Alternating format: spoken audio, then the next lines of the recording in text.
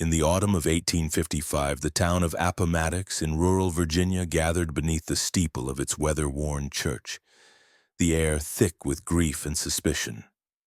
The Parrish family, wealthy and admired, were laid to rest after what was told to be a sudden outbreak of fever that swept their estate. The community dressed in black, filing past the rows of polished wooden coffins lowered into the soil. Neighbors whispered prayers, touched the fine cloth that draped the caskets, and spoke of God's mercy on the family who had served them as both physician and benefactor. But even in those early days, something about the funerals felt wrong. The coffins had seemed too light when carried by the pallbearers. The air inside the church had been absent of the raw heaviness that clung to true death. The people buried their doubts alongside the Parrishes, trusting appearances because the truth was far too unthinkable. Years later, when storms tore open the graveyard and caskets were lifted half from the earth, the deception was revealed. The wooden boxes contained no flesh, no bone, no trace of the family who was supposed to rest within. Instead, each coffin was filled with garments, dresses carefully pinned and stuffed to mimic the fullness of a body, coats folded into the shape of shoulders, shoes placed beneath empty trousers as if someone invisible had lain down to sleep. Every detail was deliberate, from the arrangement of hands stitched from gloves to the sewing of seams, so the fabric would sag with the illusion of flesh beneath. It was not an accident. It was performance. The dead had been replaced by their clothing, and the town had been forced to mourn over hollow graves. The discovery shook the soil of Virginia as if the ground itself had kept a secret too long. Families who had prayed at those graves felt betrayed, for their grief had been stolen and twisted into a theater of lies. Mothers who had clutched their children tighter after the funerals now felt foolish, as if they had been complicit in applauding a performance of absence. Men who had respected Dr. Alistair Parrish, the patriarch of the family, felt the sting of humiliation, for they had lowered into the earth not bodies but costumes. The shame mixed with fear, and whispers began to spread that perhaps the Parrishes had not died at all. That they had staged their own deaths, or worse, that something had been done with their bodies that could not be spoken aloud. The deeper truth was darker still. The arrangement of the clothing had meaning. Every fold, every stitch, every empty glove placed upon an empty lap carried the intention of ritual. To the unknowing eye, it was deception for the sake of deceit. To the one who orchestrated it, it was something more. A way of stripping death from the body, of creating symbols that could hold the place of the flesh while the flesh itself was preserved elsewhere for uses unholy. Each hollow grave was a lie carved into the earth, and each lie was part of a larger pattern meant to erase the line between science, faith, and cruelty. The townspeople, bound by fear and a desperate need to keep order, avoided questions that clawed at their minds. Why had the doctor insisted on sealed coffins? Why had there been no open casket, when no chance for the eyes of kin to fall upon the faces of the dead? Why had he written their deaths as a fever, an ailment that left no mark, no spread, no warning? The silence became its own form of complicity, for to ask would mean to unravel the truth, and the truth promised to be unbearable. As the years moved forward, the empty coffins grew into a wound in the community. Parents warned their children away from the parish land, though no one could explain why without their voices breaking. Preachers spoke of judgment but never named the sin. In every whispered prayer there was the unspoken knowledge that something monstrous had hidden behind the image of respectability, and that it had used their grief as both mask and weapon. The hollow graves were not just the beginning of a mystery, they were a message, carefully crafted and left for the living. A message that the dead were not where they should be, that the ritual of mourning had been stolen, and that evil had taken root not in the wild woods or in distant wars, but within the home of a man they once trusted. And as the town tried to bury its questions deeper than the coffins themselves, the soil seemed to whisper back that the Parrish story was not finished, that what lay beneath had only begun to surface. Dr. Alistair Parrish was spoken of with respect in Richmond's drawing rooms, his name mentioned in the same breath as the leading physicians of Europe. He wore his refinement like a second skin, moving with quiet charm through circles of science and society, admired for his poise, his knowledge, and the care he seemed to give his patients. Men praised his papers on fevers and the preservation of tissue, while women remarked on his courtesy and composure. In the eyes of the city, he was a figure of progress, a man committed to medicine's future. But behind the polished manners and the stillness of his smile lay a darker obsession, one that reached far beyond the limits of human compassion. His curiosity was not with the healing of the living, but with the manipulation of the dying. For years he studied European reports on anatomy and dissection, devouring texts smuggled from London's grave robbers and Paris's clandestine hospitals.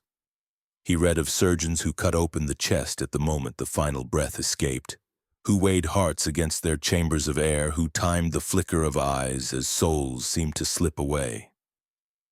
Parrish took these fragments not as cautionary tales, but as instruction manuals. In them, he saw a possibility, the chance to trap what others believed was untouchable. To him, the soul was not a mystery of faith, but a substance, a thing that could be collected, measured, or forced to linger like a patient kept against their will. His ambition turned medicine into theater, and every death into an experiment. His method was precise, his cruelty wrapped in ritual. Patients thought they were being treated, but behind closed doors he delayed cures, administered strange preparations, and carefully documented their final hours. When fever took them, he lingered by their bedsides, not with prayer, but with instruments he had built by hand. Bellows fitted with glass tubes to capture exhaled breath, copper funnels to drain blood while it was still hot, jars lined with salt to hold fragments of skin. What others saw as the tragedy of life's end, Parrish saw as the opening of a door, and he refused to let that door close without stealing something from the threshold. His obsession with clothing the dead began here, in the small details of presentation. To families he returned garments folded neatly, claiming they carried no infection and could be safely held onto. In truth, he had already stripped them from the body for his rituals, believing that garments held the last impression of the soul, like a shadow pressed into cloth. The body itself, hidden in his chambers, was reduced to parts and processes, its suffering broken down into data that only he understood. And yet the family saw only his tenderness, the sympathy in his bowed head as he handed them their loved one's coat or shawl. To them this was kindness, to him it was evidence. The more success he found in Richmond, the deeper his hunger grew. No one suspected that the man applauded at medical gatherings was also the one testing the elasticity of tendons by pulling them slowly until they snapped, or suffocating a fevered patient with cloth just to see how long their chest resisted the darkness. No one knew that his calm notes on mortality were written as he sat beside children he had drugged, watching the tremor in their eyelids as he asked whether the soul trembled with them. He convinced himself that he was not cruel but chosen, allowed by intellect to do what others could not bear. The methodical nature of his acts hardened him, stripping away the last remains of pity until the human face before him became only a vessel. Another trial in a long chain of trials. His brilliance blinded the city. Invitations flowed to his home, where he played the role of gracious host, offering fine wine and reciting lines from medical journals with ease. No guest noticed the faint smell of brine beneath the perfume of the parlor, or the faint discoloration on his hands that no washing seemed to cleanse. They praised him as a man of reason in an age of superstition, while beneath their feet his cellar filled with remnants of those who had trusted him. The clothing buried in the hollow graves was only the outward sign of his deception, but the true horror was that no one looked closely enough to see the emptiness beneath. By the time doubt began to creep into the community, Parrish had already perfected his mask. He had learned that innocence was the finest shield, that a gentle smile disarmed suspicion, and that wealth silenced the uneasy. The doctor remained respected, untouchable, even as the rituals in his hidden chamber grew more grotesque. In the quiet, he convinced himself that he was not ending lives but preserving fragments of them, binding souls into matter. Every act of torment was justified in his mind as a step toward mastery, and every hollow coffin was proof that his experiment was succeeding. He walked among the living as if nothing were amiss, but the truth was that his real devotion lay only with the dead, and with what he could steal from them before the earth claimed what was left. It began with small absences, the kind a town explains away with comforting lies. A boy who went to fetch firewood and never returned. A girl who was seen walking up the lane toward the Parrish estate but never seen walking back down. The Parrishes were trusted, their house a place of education and refinement where Dr. Parrish claimed to offer lessons in reading, scripture, and the discipline of helpful chores. To frightened mothers, he spoke with soft authority, assuring them that children sometimes grew restless, that illness could strike quickly, that youthful wanderings often ended in silence. And so the whispers began, carried from porch to porch, always too hushed to rise above the weight of respectability. Behind the locked doors of the Parrish home, the truth unfolded with slow cruelty. The children were not guests, but specimens. Dr. Parrish led them down the narrow steps into his cellar, promising learning and reward, while in reality the descent marked the end of their lives as they had known them. The chamber below smelled of brine and smoke, its stone walls marked by stains too deep to be scrubbed clean. He studied them as one might study fragile instruments, positioning them in frames of wood and iron where they could not move, where every tremor of fear could be recorded, and every scream would be swallowed by the earth above. He forced them to breathe through cloth saturated with herbs until their minds drifted toward unconsciousness, then revived them to the brink of clarity so he could measure the span between life and oblivion. Each child's death was methodical, never impulsive, never wasted. He saw their terror as essential, a final resource to be extracted. Some were placed in glass chambers he had built from salvaged window panes, where air was withdrawn through a system of bellows so slowly that their bodies fought for breath for hours. Others were immersed in salt baths so dense that the body could not sink, left to float until the burning pain of the brine seared their skin raw, their cries turning hoarse before silence claimed them. He stripped their clothing with care, folding it neatly aside as if preparing for burial, convinced that the garment still carried an imprint of the departing soul. To him, every detail was necessary, every ounce of suffering a step toward a discovery that no one else dared pursue. The community, meanwhile, chose blindness. Parents who asked questions were soothed with practiced words. Their grief turned back upon them. If a mother insisted her child had been seen last near the Parrish estate, Dr. Parrish spoke gently of fever, of a sudden delirium that might have carried the child into the woods. If a father raged at the injustice, the Parrish wealth softened the blow. Food was sent, debts forgiven, promises made that the family would be honored in church prayers. The silence of the town was not born from ignorance but from fear and convenience. To speak against the Parrishes was to risk shame, to admit that the respected doctor had betrayed them all, to face the possibility that their own trust had fed the grave of their children. The absences began to shape the town itself. School benches sat empty, Laughter thinned from the fields, and mothers pulled their children closer when they walked past the parish gates. Yet none dared to accuse outright. Each disappearance was explained away with stories of runaway impulses or sudden sickness. Stories whispered until they became fragile truths people forced themselves to believe. The shame festered in silence until the weight of denial pressed heavier than the weight of grief. For Dr. Parrish, the pattern of taking and silencing was as important as the experiments themselves. He believed that by bending not only the bodies of his victims but the will of the community, he was reshaping life and death into his own design. The hollow graves that would later be uncovered had their beginning in these disappearances, each coffin without a body a reflection of how absence could be turned into a ritual. Each child lost was not simply a victim but a tool in a larger method, a piece of a cruel philosophy that clothed itself in respectability while feeding on the vulnerable. And so the town, bound by fear and manipulation, became an accomplice in its own suffering, never knowing that the ground beneath their feet was already filling with secrets that would one day break the surface.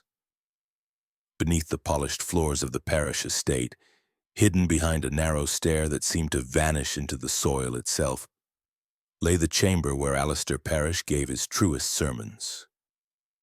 It was not a cellar for food or a vault for valuables, but a hollowed shrine of stone, built in imitation of the catacombs he had read of in foreign texts. Its air was heavy with salt and damp, carrying the metallic scent of blood that clung to its walls no matter how often he scraped them clean. Along the chamber's sides were rows of iron restraints, their surfaces worn smooth where wrists and ankles had thrashed against them. Between them stood wooden frames, carved by hand into devices that could hold a body upright, bent, or twisted into positions that stretched the human form beyond endurance. It was a place designed not for healing but for the methodical unraveling of flesh, and every tool within it bore the mark of his own patient craftsmanship. Here Parrish pursued what he called the mechanics of the soul. He would lead a victim down under the pretense of study, their fear drowned out by his calm assurances until the iron closed around them. Then his experiments began, each act deliberate, each death stretched out to capture what he believed lingered between the body and eternity. He used bellows fashioned from leather and glass tubes, pressing them against the lips of the dying to catch their final breath. He recorded the strength of each exhalation, noting whether a younger chest resisted longer than an elder's, whether fear made the lungs cling harder to life. Once the breath was taken, he sealed it in jars and marked them with dates, convinced that the invisible essence he had trapped could be measured if kept long enough. Blood, too, was harvested with a precision that mocked the art of medicine. Copper funnels of his own design pierced arteries with narrow cuts, allowing the flow to drain slowly into vessels beneath. He would watch with an unwavering gaze as the color shifted from deep crimson to dark sludge, recording every change in texture and temperature. The jars were stored on shelves like trophies, each labeled with a name, though often only initials remained once the full story was no longer needed. In his mind, the blood was not waste, but evidence of continuity, proof that something of the human spirit could cling to liquid even as the body stiffened and cooled. When the bodies no longer moved, he turned to preservation. He immersed skin in brine baths so concentrated with salt that the flesh puckered and burned. The victims, still alive when lowered in, thrashed until exhaustion left them floating motionless in the sting of their own dissolution. To Parrish, this pain was not cruelty but necessity, for the salt held their form longer than decay would allow, granting him time to study how tissue clung to bone, how pores closed under agony, how long a scream could echo before silence became permanent. The remains, lifted from the baths, were left stretched on wooden frames where they dried into pale husks. Some he kept whole. Others he flayed into strips, convinced that the skin carried memories he could one day unlock. What he built in that chamber was more than a laboratory. It was a ritual hall, a place where science blurred into devotion. Each act was repeated in sequence, the bellows for breath, the funnels for blood, the brine for skin, as though the order itself contained power. Parrish whispered to himself as he worked, cataloging each detail with the calm tone of a priest reciting scripture. He believed he was peeling away layers of the human condition, searching for the hinge where the soul parted from the body.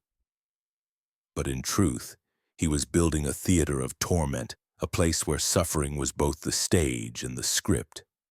The chamber below became the heart of his estate, a secret world that pulsed beneath the surface of respectability. To his guests above, he remained a gentleman physician, hosting fine dinners and quoting medical journals with charm. But every toast to progress was balanced by another death in the shadows, every gesture of civility masking hands that had tightened restraints and drained veins dry. The deception was seamless because the chamber was not just a room of stone, it was the division between the mask of innocence and the reality of ritual cruelty. And as more victims were taken below, the chamber filled not only with jars of blood and jars of breath, but with the silence of voices stolen, preserved only in the careful notes of a man who believed he had found a way to hold eternity in his grasp. In the quiet fields of Virginia, funerals became a theater directed by Dr. Alistair Parrish. Families wept over polished coffins, convinced they held their loved ones, but beneath the wood lay nothing more than clothing, stuffed and arranged with a care that bordered on devotion. Dresses were padded with straw to mimic the softness of flesh. Coats folded into the outline of shoulders, gloves stitched and positioned as if fingers still rested within them. Shoes were placed at the ends of trousers, their empty interiors weighted with stones to give the illusion of weight. Every detail was precise, as though Parrish believed the likeness itself could trick not only the mourners but the very fabric of heaven. The coffins were lowered into the earth, consecrated with tears and prayers, while the real bodies lay cold and bound in the chamber below, waiting for him to continue his work. To Parrish, this was not mere deception but ritual. He believed that clothing carried the residue of the soul, that garments worn closest to the skin held the imprint of its last warmth. By burying only the garments, he claimed to leave the shell of the person in the ground, while keeping the true essence under his control. The funerals served as sacrifices of cloth, offerings that fed the illusion of closure while allowing him to retain the flesh and blood for experiments. In his twisted reasoning, this separation of garment from body was a triumph, a way to split mourning from reality and give himself power over both. The methodical staging of each false burial was as important as the deaths themselves. He dressed the clothing with exactness, pressing garments flat and stitching seams shut to ensure no gaps betrayed the emptiness within. He stuffed the chest with sawdust and laced the fabric tight so that when mourners glanced inside, they saw the outline of ribs beneath the coat. He draped shawls and bonnets over straw heads, pinning them at angles that imitated the rest of sleep. He even dusted the folds with ash to give the impression of pallor. To the grieving eye, dulled by sorrow, these effigies seemed convincing enough, and no one dared demand that the lids be kept open long. Respect for the family name outweighed doubt, and silence fell heavy over the false graves. But in the chamber below, the truth unfolded with cruelty that erased any trace of respectability. Bodies stripped of their clothing were bound and marked, their skin preserved in brine or stretched upon frames to dry.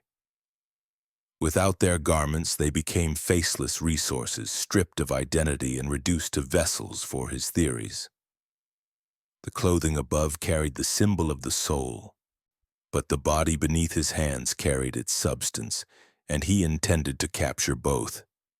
He believed that by dividing these parts, he had mastered the line between mortality and eternity, between appearance and truth. The psychological toll of this ritual was immense, though few admitted it aloud.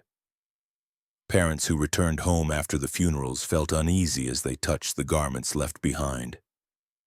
The stray bonnet, the folded jacket offered back as keepsake. Something about the cloth felt wrong, as if it had been hollowed out, as if warmth had been stolen from it. They clung to these remnants, never realizing they had been deceived into mourning over straw and thread while their children's bodies remained in the doctor's chamber, their suffering prolonged beyond death. Grief became poisoned by suspicion, and suspicion was buried beneath the need to maintain silence. For Parrish, each false funeral confirmed his power. He stood by the graveside with bowed head, his lips moving in practiced prayers, while beneath his calm gaze he studied the mourners themselves. He took satisfaction in how they wept over emptiness, how their grief could be directed and contained by fabric sewn into human shapes. To him, this was proof that life itself was only a performance, that souls could be redirected like shadows on a wall. Each coffin lowered into the earth was not an ending, but a beginning, a ritual that gave him both cover and control. The ritual of clothing became his most enduring deception, the perfect mask for his cruelty. Above the soil lay garments consecrated by tears, below it lay absence, and beneath his estate lay the bodies whose torment had only begun. The town believed they had buried their dead, but in truth they had buried only illusions. The garments rotted slowly in the ground, while the flesh they once embraced remained in the hands of a man who believed he had trapped the very essence of humanity. And as the earth settled over the false graves, the silence deepened, for no one dared imagine that grief itself had been turned into a weapon. The arrival of Lord Remiel Duval was spoken of in hushed tones, though few in Virginia truly understood the weight of his history. He was a minor noble from Europe, pale and elegant, with a manner that carried both refinement and unease. He claimed ties to physicians who had served under Napoleon, men who had witnessed death on such a scale that the human body became nothing more than a specimen to them. Duval came not with armies but with stories, and it was these stories that took root in the mind of Dr. Alistair Parrish like seeds cast on fertile soil already prepared for corruption. In his candlelit parlor, while neighbors toasted wine and marveled at the nobility in their midst, the true exchange occurred not in pleasantries but in whispers about the battlefield as laboratory, the wounded as subjects, and the dead as instruments of knowledge. Duval spoke of surgeons who opened chests before the warmth had left them, of notes taken while men gasped their final words, of jars said to contain the last exhalations of soldiers captured in Parisian hospitals. He described experiments where blood was drained by measured increments to chart the exact threshold where consciousness ceased. He told of skin peeled and treated with tinctures so it could be studied like parchment, of eyes removed and preserved in solutions to see whether they still reflected light after death. His voice carried no revulsion, only fascination, and Parrish listened with a hunger that revealed his own obsession. In these grotesque details he saw not horror but possibility, a confirmation that his own methods were not madness but continuation. The noble encouraged him to go further, to treat the chamber below his estate as a battlefield of his own making. The lessons of war, Duval insisted, were not confined to Europe. America, with its isolation and silence, offered an even greater stage. There were no vast cities to pry into the doctor's affairs, no professional guilds to restrain him. Here the rituals could unfold without witness, masked by wealth and the respectability of science. Duval admired the hollow graves, the funerals staged with clothing instead of flesh, calling them innovations of symbolism that Europe had not yet dared. It was as though the noble recognized in Parrish a reflection of his own aristocratic cruelty, a man who turned ritual and suffering into tools of mastery. The experiments that followed bore the mark of this transatlantic union. Parrish began to refine his instruments with guidance from Duval's stories, building copper jars with narrow glass tubes to trap exhalations, vessels he believed could hold the soul's vapor. He experimented with battlefield techniques adapted to his cellar. Ligatures applied in stages to cut off circulation, mimicking slow amputations. The use of fire-heated blades pressed against skin not to cauterize wounds but to record how long flesh could resist the sear before collapsing. He drained victims in increments, as though mimicking soldiers bled by bayonet wounds, writing in his careful hand each point where pain became silence. The chamber grew darker, yet more organized, its shelves lined with vessels that echoed the Parisian rumors. Each jar marked with initials and dates like a ledger of stolen lives. For Parrish, the noble's presence was both validation and temptation.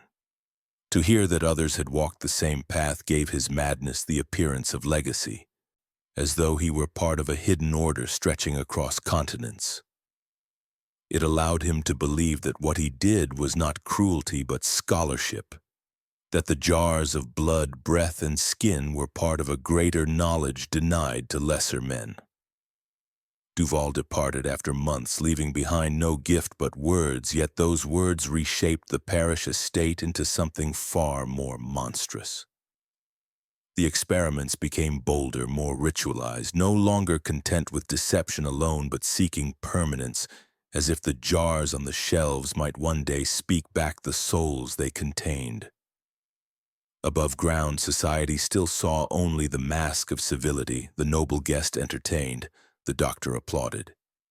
But beneath the soil, in the stone chamber lined with iron and wood, the union of European cruelty and American secrecy birthed something new, a theater of methodical suffering, refined by aristocratic whispers and carried out in colonial silence. And as the years deepened, Parrish no longer questioned whether his work was right or wrong. He believed he had inherited a duty, passed down from surgeons of war to master death itself. The presence of a nobleman had sanctified his horrors, and from that point forward every jar, every hollow grave, and every tortured body carried not only his mark, but the weight of a legacy too vile to name. In the deeper years of his work, Alistair Parrish abandoned even the fragile pretense of healing. The cellar beneath his estate became a theater of torment where each victim was reduced to an experiment, their deaths prolonged and reshaped into something both ritualistic and clinical. What Parrish designed were not acts of rage but instruments of study, built with his own hands and guided by sketches copied from European texts, twisted into forms uniquely his own. He believed pain could be measured like breath or blood, that suffering itself revealed truths about the soul. To him, the cries of the dying were not horror but data. Each fracture, gasp, or silence, another piece of the puzzle he was determined to solve. One of his devices was a wooden frame fitted with iron clasps at the wrists, elbows, knees, and ankles. Victims were strapped into it as if into a grotesque puppet stage. Parrish then rotated their limbs with slow precision, forcing joints to twist beyond natural angles. The sound of bone cracking was not treated as tragedy but as signal, a note in his ledger. He did not kill them outright. He allowed them to linger, their bodies broken into unnatural shapes while he measured the spasms of their muscles over hours, sometimes days. He timed how long a hand continued to tremble after the bones within it were shattered, how long breath quickened before falling into shallow gasps. To him, these movements proved that the body was more than its parts, that something unseen clung to muscle and nerve even after structure failed. For the victims, it was a descent into living paralysis, their screams fading only when exhaustion drowned them into silence. Others were given a different fate. Parrish had constructed upright coffins with narrow slits carved into the wood. Into these, He poured fine dust gathered from dried herbs and ground stone, filling the boxes until only their heads remained above the shifting surface. The powder seeped into mouths and nostrils, clinging to throats, forcing each breath to become shallower than the last. Hours would pass as lungs filled with grit, the chest heaving desperately against a suffocating tide that offered no escape. Parrish watched intently, noting at what point speech became coughs, when eyes began to bulge with strain, when skin turned the pale blue of final surrender. He saw in their slow collapse not cruelty but revelation, the measured suffocation proving his theory that the soul resisted departure until even the smallest breath was denied. Yet his cruelties did not end there. In the peak of summer, he devised rituals drawn from old European superstitions whispered by his noble guest. He would strip the flesh of sheep or calves freshly slaughtered, then sew human victims into the animal hides, binding them tightly until their bodies were encased within the rotting skins. Left in the heat of Virginia's fields, the hides bloated and decayed, drawing insects and vultures while the bound victims suffocated in their living tombs. From a distance, their decomposition was mistaken for livestock left to rot. Neighbors who caught the smell assumed the Parrish estate had simply neglected its animals, never realizing that the cries faintly carried on the wind were not from beasts but from children and drifters caught in Parrish's grip. The doctor returned later to study what remained. Peeling apart hide and human flesh fused together in grotesque unity. To him it was proof that nature itself conspired with him, that the merging of man and beast unveiled secrets about decay and spirit. Each of these methods bore not the chaos of madness but the cold pattern of ritual. Parrish repeated them in sequence, refining them as though they were scientific procedures. He believed repetition itself summoned power, that by subjecting different bodies to the same torments he could find a common truth about the boundary between flesh and soul. The jars in his chamber filled with their remnants, each marked with initials, each another entry in his ledger of suffering. To the outside world he remained a physician of standing, but beneath the soil the man was no healer. He was a priest of torment, conducting ceremonies in which agony was both offering and outcome. What haunted most was not only the deaths, but the silence that surrounded them. The victims lingered in town memory as vanished children, lost workers, forgotten wanderers. No one dared speak aloud the suspicions that pressed at their hearts. And so Parrish continued, his hands steady, his gaze calm, believing himself closer than ever to mastery over the most forbidden frontier.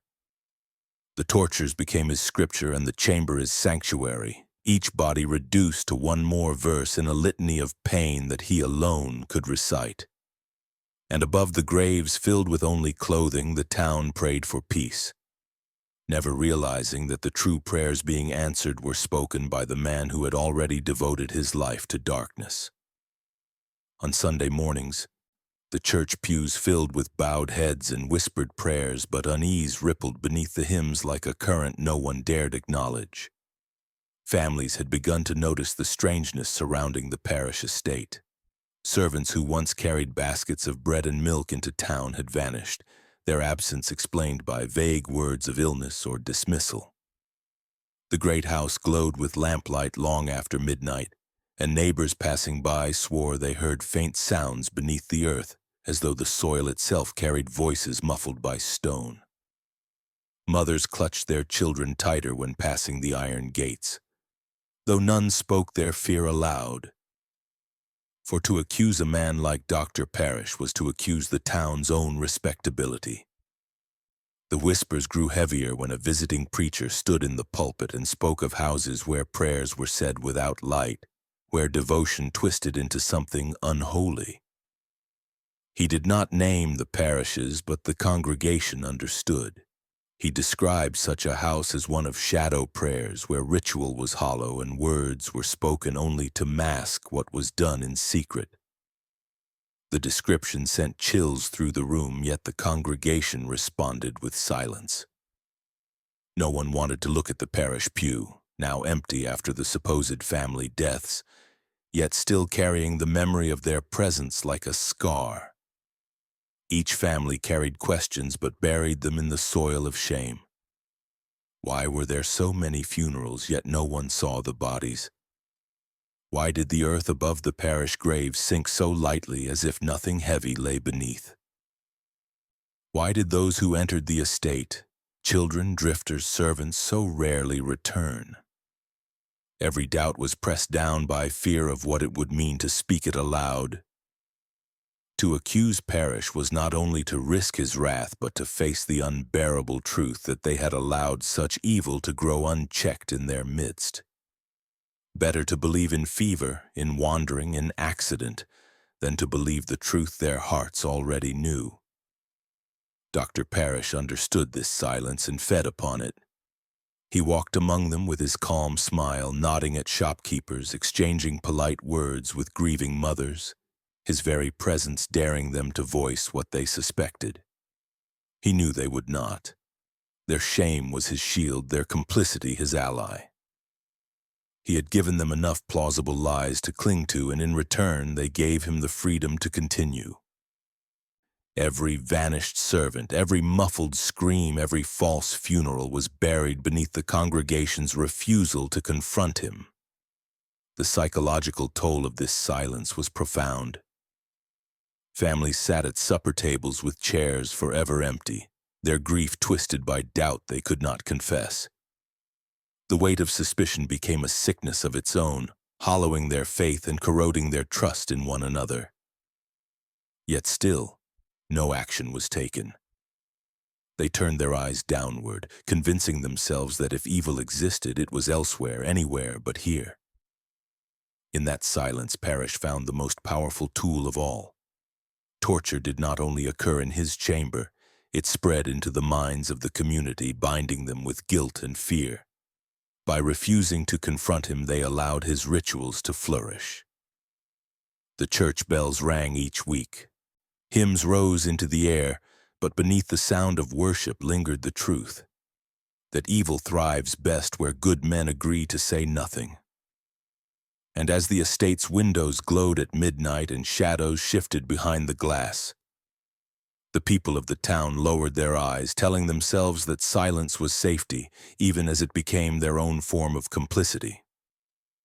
The night of the fire came without warning, a storm of smoke and sparks that consumed the parish estate in a roar of collapsing timber and shrieking glass. The blaze drew the town from their homes, men forming a line of buckets, women clutching children to their skirts, all staring at the inferno that devoured the house they had both feared and respected. Flames rose higher than the church steeple, casting the sky in a sickly red, and as the roof fell inward with a groan, the ground itself seemed to shudder. By dawn, nothing remained but blackened stone and ash, the air thick with the bitter stench of burned wood and something far worse, an odor that clung to the skin, metallic and sweet, like blood boiled into the soil. When the embers cooled, the townspeople searched the ruins, expecting to find charred remains of the Parrish family and their servants. Instead, their shovels struck stone steps leading downward, steps hidden beneath the grand parlor that had once hosted guests. The fire had not destroyed Parrish's secret chamber. It had revealed it. Torches were carried into the darkness, and what the townspeople saw beneath the earth was not the ruin of a house, but the ruin of their own illusions. The chamber stretched outward like a crypt, its walls lined with hooks and shelves, its air damp and foul with decay. On those shelves stood copper vessels filled with thick, black, coagulated blood, each marked with initials and dates. Nearby, glass jars contained what looked like air, sealed as though something invisible had been trapped within. Against the walls hung strips of preserved human skin, stretched tight like parchment, their texture hardened by salt. Some still bore freckles, scars, or faint traces of hair, grotesque reminders that they had once belonged to living people. At the center of the chamber lay the bones. They were not scattered but sorted, arranged with clinical patience into piles by size. Tiny ribs stacked neatly together, finger bones laid out in rows, skulls placed like trophies on a ledge. The sight struck the townspeople with a horror so deep that several fell to their knees, retching or praying. They realized then that the disappearances, the hollow graves, the whispers of fever and runaway children had not been rumor but truth. Every absence they had silenced, every question they had buried had been answered here in bone and blood. Their silence had allowed it to happen, and now the evidence lay before them in forms that could not be denied. Yet the final cruelty awaited outside, in the graveyard. As word spread, graves were opened and coffin after coffin revealed the same ghastly deception. No bodies within, only clothing carefully arranged to resemble the dead. Dresses stuffed with straw, coats folded into the outline of shoulders, gloves stitched and positioned as if still holding hands.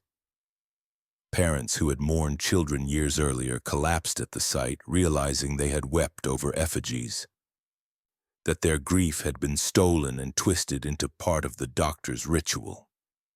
The town had been forced to bless emptiness, to sanctify lies, to bury only cloth while the real bodies were desecrated in the chamber below. Their mourning had been weaponized against them, their trust turned into a mask for cruelty. The scale of deception broke something within the community. Men who had once praised Parrish's wisdom now cursed their own blindness. Mothers screamed until their voices failed, clutching the garments dug from the earth as though they might give back the warmth they once held. The preacher who had spoken of shadow prayers wept openly, his words now proved too true, his warning too late. The people realized that evil had not crept into their town unnoticed. It had been invited, welcomed, and protected by their own refusal to act. The fire had not destroyed the truth but illuminated it, leaving them with ashes above and horrors below. And so, the legacy of Parrish's deception was not only in the skin stretched like parchment or the bones sorted like tools, but in the silence of a community forced to see itself reflected in those hollow coffins. Their grief had been mocked, their prayers manipulated, their innocence used as cover for ritual cruelty. What the flames revealed could never be buried again. And as the town stood in the graveyard staring into the false coffins, they understood that the true fire was not the one that had consumed the estate, but the one that would now burn in their memory forever. The ruins of the Parrish estate did not stand for long. The fire had gutted the house and exposed its hidden chambers. But the people of the town could not bear to look upon the blackened stone or walk past the charred remains of its walls. Within weeks, what was left was torn down, the rubble carted away, and the ground leveled as if erasing the foundation itself could erase the memory. But memory is not stone, and what Parrish had done could not be buried so easily. The land remained cursed in the minds of those who had seen the chamber below, and though the house was gone, no one dared build there again. Grass grew over the site. The earth sagged where the cellar had collapsed, and children were warned never to play too near it. The estate became a scar, a place that lived on only in whispers. The lawmakers of Virginia, shaken by the discovery, moved to act. Burial laws were tightened, requiring that coffins be inspected before being sealed, that bodies must be shown to witnesses before being lowered into the ground. It was a desperate attempt to restore dignity to death, to prevent such deceptions from happening again. Medical colleges, long known for their hunger for cadavers, faced new scrutiny as rumors spread that Parrish's practices were not entirely isolated, that other physicians had trafficked in stolen flesh, that dissection rooms were not so different from the chamber uncovered beneath the Parrish estate. But the truth was too vast, too dangerous to name outright. Only fragments reached the public, softened by official language, cleansed of the worst horrors. The rest remained locked away in reports or sealed in silence by men who feared that exposing everything would unravel trust in medicine itself. The cultural wound, however, could not be managed by law alone. Families in Appomattox and beyond avoided the Parrish name, treating it like a curse that could stain anyone who spoke it too freely. Churches, ashamed of their earlier silence, tried to offer comfort by building memorials. Simple stones were erected in graveyards, engraved with words for the lost children, though no bodies lay beneath them.